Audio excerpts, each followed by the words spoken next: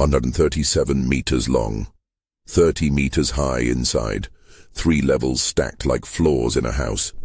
No blueprints from a shipyard, no cranes, just a command from God and a man who set his hands to work. That image sits at the center of what most people think they know about Noah's Ark, a huge box that floated through a global catastrophe. But what no one often tells you is how ordinary, grueling, and astonishingly practical the work must have been. The terrain he had to tame, the trees he had to fell, the joints he had to fashion, the endless tasks inside that kept life going while the world drowned. This is not a tale of magic that bypasses effort. It's a story where a divine instruction is answered by human labor, patience, and craft. It's an invitation to think of faith as sweat on the brow, not just a moment of revelation. Imagine Noah standing on a cleared patch of land, looking at the ground beneath his feet. The command is precise in scale, 300 cubits long, 50 cubits wide, 30 cubits high, often rendered today as roughly 137 meters by 23 meters by 30 meters. Genesis 6:15.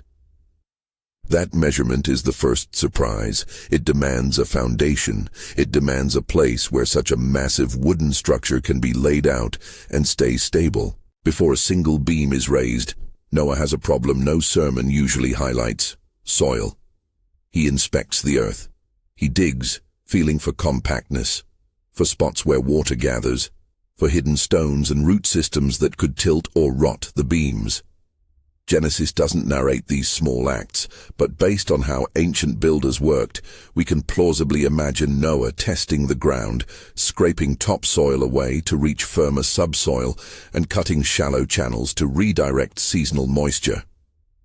The text's use of images like mist rising from the earth, Genesis 2:6, reminds us that ground and water are not neutral backdrops. They shape construction. Preparing the site is tedious, slow, moving stones, tamping earth, laying a level bed, faith expressed as daily labor. It begins not with the timber, but with the soil under his feet. This preparation is public. Neighbors walk by. They see the outline of a structure, a skeleton taking shape. They hear saws and axes. For years, perhaps decades, the work continues. Scripture emphasizes Noah's righteousness and obedience, but it also places him among people who do not share his vision. Imagine the ridicule: children pointing, merchants shaking their heads, wise men calling him a fool. Obedience in Noah's case looks like persistence, morning after morning returning to the same clearing. If that sounds tedious, wait until you hear how he moved the trees. Cypress or gopher wood, translations differ on the species, must be felled in considerable numbers. A single 300-cubit hull cannot come from one tree. Trees are felled, trimmed, and measured into sections. With no industrial saws, crews used axes, adzes, and wedge and hammer techniques. Based on ancient practice, we can reasonably imagine teams working rhythmically. A line of men swinging axes in measured cadence, wood chips flying, faces darkened by sap and dust. Huge trunks become beams on the ground. Transport is its own engineering problem. How do you move timbers dozens of meters long over uneven ground? It is likely Noah's teams used simple, yet effective methods familiar in pre-industrial societies. Wooden rollers under logs, ropes and human power, sledges lubricated with wet clay or oil, and levers to pivot heavy members. These are plausible reconstructions informed by what we know of timber transport in antiquity, not claims the Bible explicitly reveals. Rollers and levers slow the spectacle down. They show discipline more than drama. The sight of entire families hauling beams, children slipping in mud, men singing or grunting to keep the pace. That is the human face of obedience. Faith did not spare labor. It redirected it toward a strange, obedient task. At some point, the backbone of the vessel must be formed, the keel. The ark's length necessitates joining multiple timbers into a continuous backbone. No single cedar or cypress would span 300 cubits. Ancient joinery techniques provide credible models for this work. Planks could be joined with mortise and tenon joints, where a projection fits into a carved slot, secured by hardwood pegs and rope lashings, creating a long, continuous keel. We should be clear. These joinery details are reconstructions based on known ancient woodworking, not new revelations about Genesis. But they help us appreciate the patience required, setting a joint, chiseling it to fit, testing it with weight, pegging it, then moving on to the next section. Each joint is a small covenant between craft and necessity. From that backbone rise the ribs of the ship, arched frames tied into the keel and fastened to the planking. Raising an arched rib is physically demanding. You need synchronized pulls, guide ropes, and wooden A-frames to hoist curved timbers into place. Plumb lines and weighted strings likely ensured alignment. Stones and scribed marks helped measure uniformity. Imagine the hull slowly acquiring a whale-like silhouette, ribs arching up like the bars of a great cage. Even this skeletal form had to resist the stresses of eventual waves. So builders would have staggered the ribs, spaced to distribute weight, and cross-braced them to avoid torsion. Again, these are plausible techniques drawn from early shipbuilding practices rather than claims the text gives. They show that the ark was not merely a crate. It was engineered with attention to balance and continuity. With the skeleton in place, the problem shifts to sealing. Genesis tells us plainly, Noah covered the ark with pitch inside and out. Genesis 6:14. Pitch, bitumen or tar, was the waterproofing of the ancient world. But how do you waterproof a vessel of such scale? Bitumen must be heated, kept hot, and carefully applied to seams. That implies vats or cauldrons large enough to melt and hold pitch, laborers equipped to brush or ladle it, and safety measures to handle hot, sticky substance without modern protective gear. The smell would be acrid. Smoke would rise as crews boiled resin. They would seal planks, lashings, and joints, covering the hull in a dark, glistening membrane. The Bible gives us the theological fact. Pitch was used. The technical choreography we describe is a reasonable reconstruction, offered to help us see the human toil behind the divine command. Once sealed, an even more complex question appears. How do you organize life inside?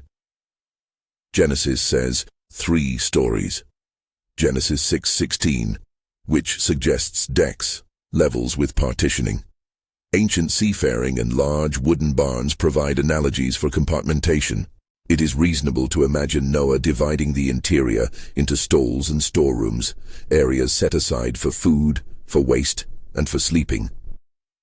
Scholars sometimes use the term kinning in to describe a series of enclosed spaces or cells in ancient construction traditions.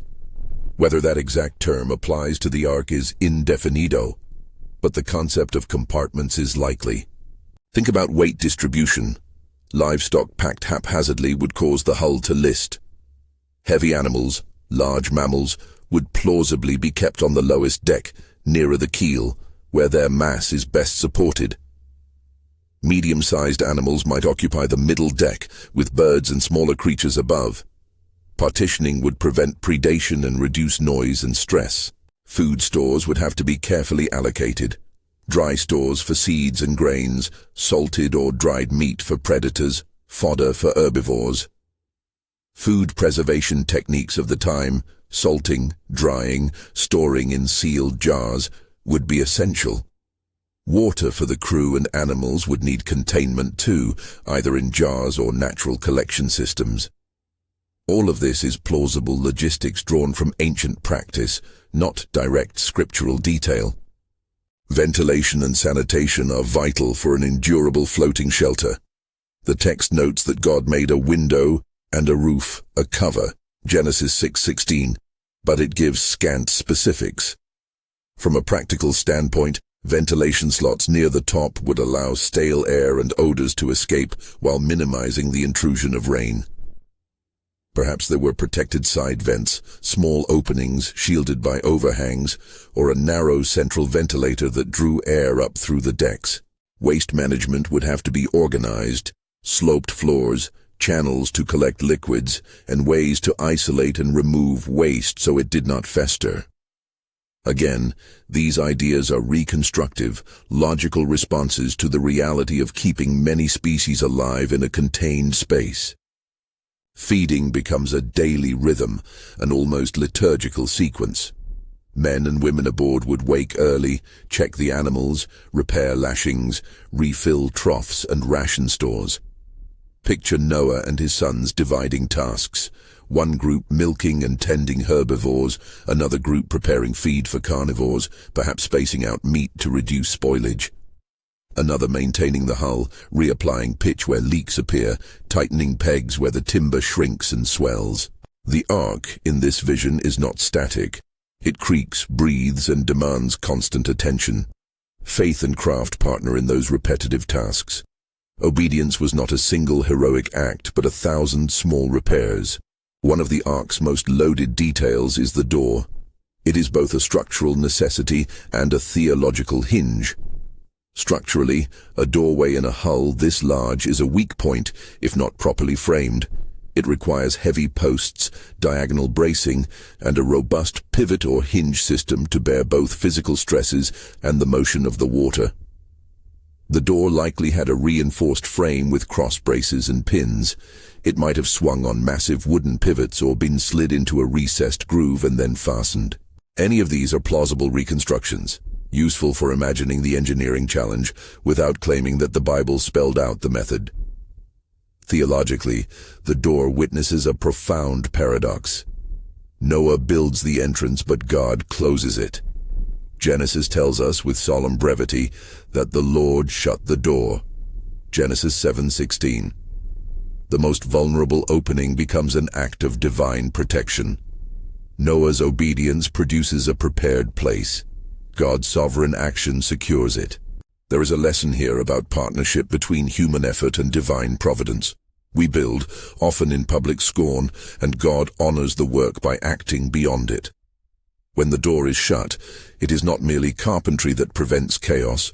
It is a sign that God has taken up custody of the promise. Then the animals come. The Bible frames this as an almost supernatural procession, animals arriving by 2s and 7s depending on the reading, and coming into the ark, Genesis 7:2-3. How that orchestration looked is part of the mystery, some of it plainly supernatural in the text. We should not try to fully naturalize the scene. The narrative emphasizes divine ordering. The Lord directs which animals come and when, but imagining the practicalities helps ground the moment in human experience.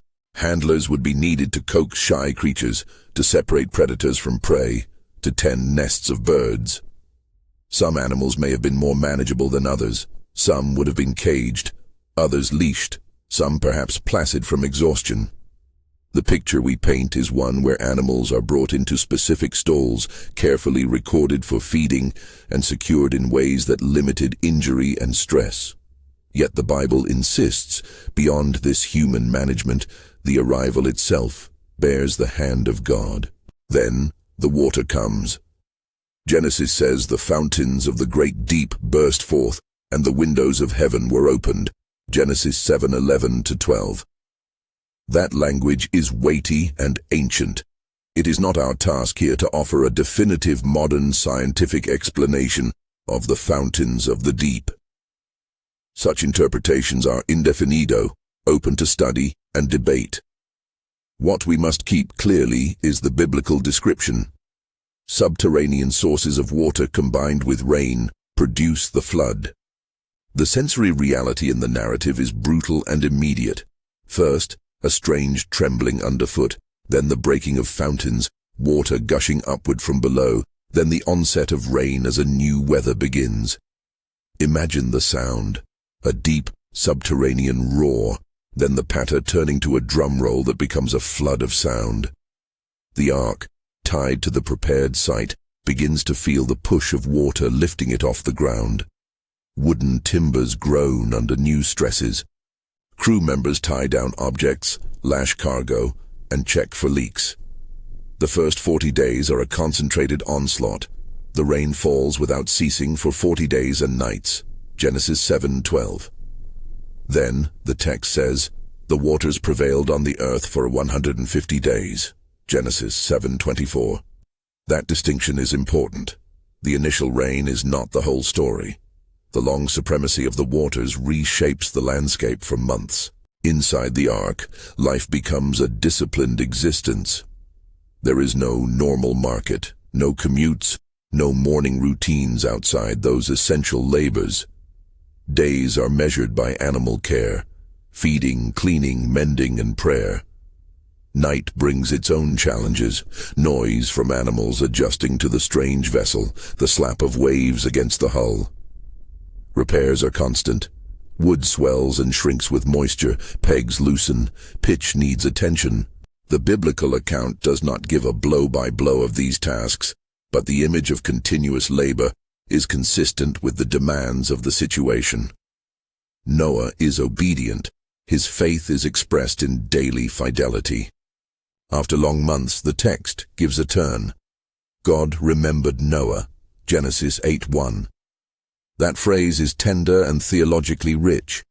God's remembering is not a lapse in divine attention corrected by memory. It is the herald of divine action. God causes a wind to pass over the earth, and the waters subside. The ark comes to rest on the mountains of Ararat, Genesis 8:4. The landing is as solemn as the launch, a slow settling rather than a triumphant docking. Time continues its strange rhythms as waters recede. At strategic moments, Noah releases a bird to test the outside world.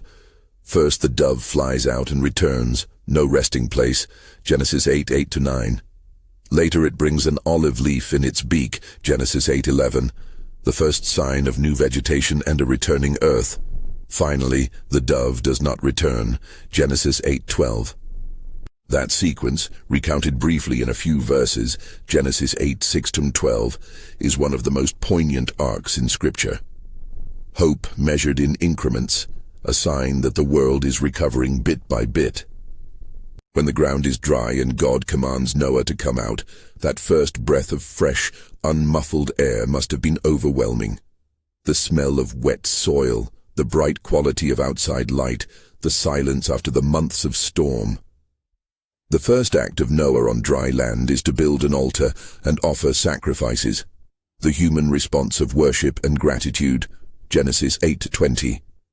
That altar is not only ritual, it is testimony. Survival is not merely human engineering, it is the work of covenantal relationship. God makes a promise, an explicit vow that the world will not be destroyed again by flood. The rainbow is set as the sign of this covenant, Genesis 9:13-17. The arc of the narrative moves from command to construction, through judgment to mercy and promise. So what do we do with all these practical details? Why does it matter that Noah measured soil, boiled pitch, and organized fodder? Because the ark shows that faith often looks like painstaking work done under a higher command. Obedience will not necessarily spare you ridicule. It will not always feel glorious. But it may produce a place of preservation when disaster comes. This is the theological center of the story. God preserves a faithful remnant through human obedience. God establishes a covenant with creation after judgment. The ark is both instrument and symbol, a means of salvation and a visible testimony that God keeps promises. There are several straightforward takeaways. First, obedience is often mundane. Noah did not receive a ready-made temple or a magic box dropped from heaven. He received instruction and set to work. The faith that pleases God is not merely private certainty, it's public, visible labor. Second, human craftsmanship participates in divine providence. Noah's hands did the building. God's hand closed the door. There is a partnership between the tools God gives and the trust God keeps. Third, preservation involves order. The ark's compartments, feeding schedules, and sealed hull suggest that bringing life through catastrophe requires both trust and structure. Relying on God does not excuse neglect. It demands stewardship. There is also a pastoral challenge tucked into the title question. What no one tells you is that the kind of obedience the Ark demands may ask you to build something in public that others call foolish. Maybe you are working on a quiet project because you believe God asked you to. A relationship repaired, a business launched, a ministry started, a family commitment kept. The world may mock. The work may be long. The Ark invites us to keep building, to care for the small tasks, and to trust that God may use ordinary labor to preserve and redeem. Before we close, a practical note about the speculative parts of this reconstruction. When I speak of rollers, of mortise and tenon joints, of vats for boiling pitch, I am drawing on ancient building practices and archaeological analogies. The Bible tells us the dimensions, that Noah used pitch, that the Lord shut the door, that 40 days of rain fell and waters prevailed for 150 days, and it records the dove episodes in God's covenant, Genesis 6:14, 7:11, 7:16, 7:12, 7:24, 8:1, 8:4, 8:6:12, 8:15, 17. Where I imagine specific construction details or interior layouts, those are plausible reconstructions, not new scriptural claims. In some places, the question of exactly how things happened remains indefinido, open to interpretation and to further scholarly study. The story also resists a simplistic moral, obey and you will prosper. The Ark narrative is not a promise of material success in every obedient act. It is, rather, a testament that God can preserve a faithful remnant and make covenantal promises to creation.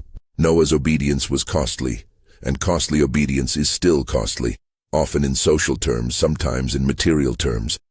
The reward here is preservation, covenant, and the renewal of creation, goods far deeper than immediate prosperity. As you leave this scene in your mind, picture one last domestic image, a plank being caulked with hot pitch by a worker whose arms are tired, a child pressing against the hull to peer at a passing wave, an older man, Noah, who bows his head not in triumph, but in prayer. That simple human tableau captures the heart of the narrative. Obedience expressed in work, sustained by faith and honored by God's mercy. Now consider a question. This story asks you personally, what are you building because God told you to build it? Is there a project, a relationship, a discipline, a kindness that looks foolish to those around you, but that you keep doing because you believe it is right? The Ark suggests that some of the most important labors are the ones no one applauds while you do them, until, perhaps, they become the place where life is saved. If this message is speaking to you, stay with us. Subscribe and join us for more careful, practical reads of Scripture. Finally, a closing invitation. The Ark closes one chapter of human history and opens another. What happened after the flood is a story of migration, of covenant, and of new beginnings. If you want to follow that next chapter, the settling, the covenantal framing, and how humanity adjusted to a changed world, click to watch the next video in this series. Subscribe for more deep-grounded reconstructions of biblical events that connect theology, history, and the ordinary labor of obedience.